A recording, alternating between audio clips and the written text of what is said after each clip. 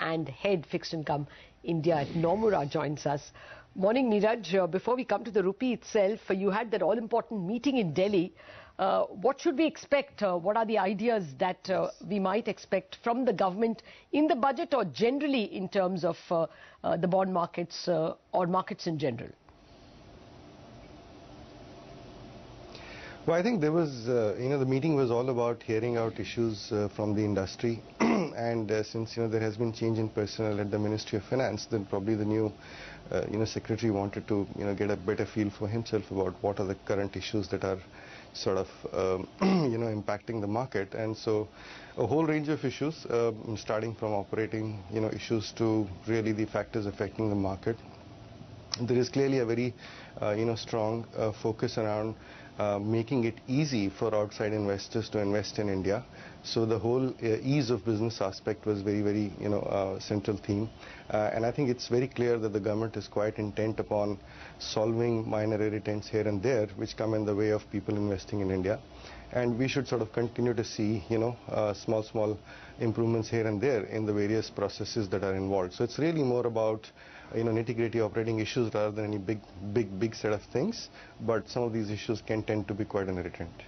Okay. Neeraj, hi, morning. Well, the topic of the morning really is the ECB's comments of perhaps further easing in the December policy. And now there's an expectation that other central bankers may follow suit as well, the likes of Bank of Japan, etc. How do you think all of this will impact the fixed income market or the bond market globally? Well, certainly we are seeing, a renewed set of stimulus coming from central banks.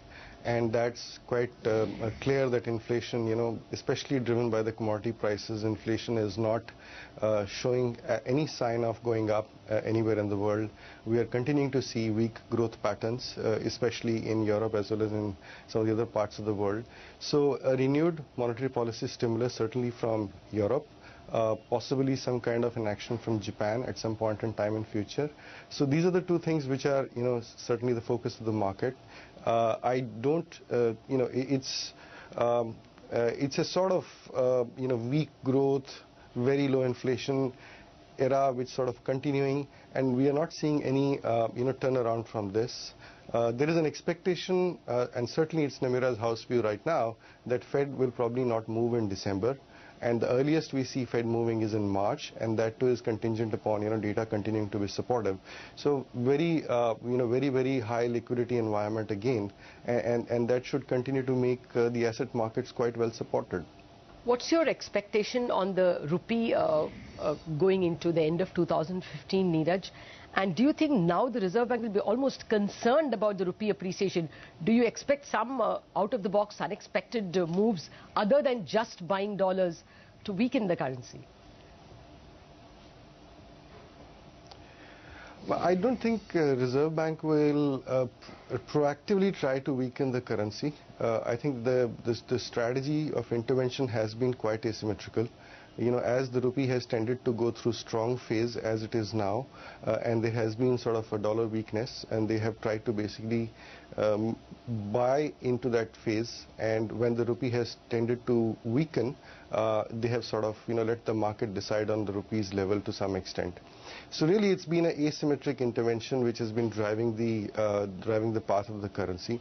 I think on its own, rupee is a fundamentally fairly strong currency. I mean, we are seeing a good current account a number which is going to be less than 1% of GDP.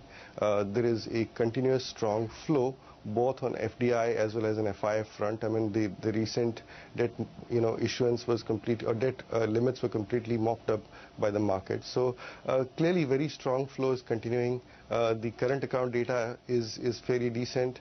And given all of this, I think it's really the level of intervention of Reserve Bank which will decide where the currency settles. All right, Neeraj, we'll leave it at that. Thanks for joining us and taking us through your views. So that's the expectation on the bond and the rupee markets. But let's get back to equities now. Intellect Design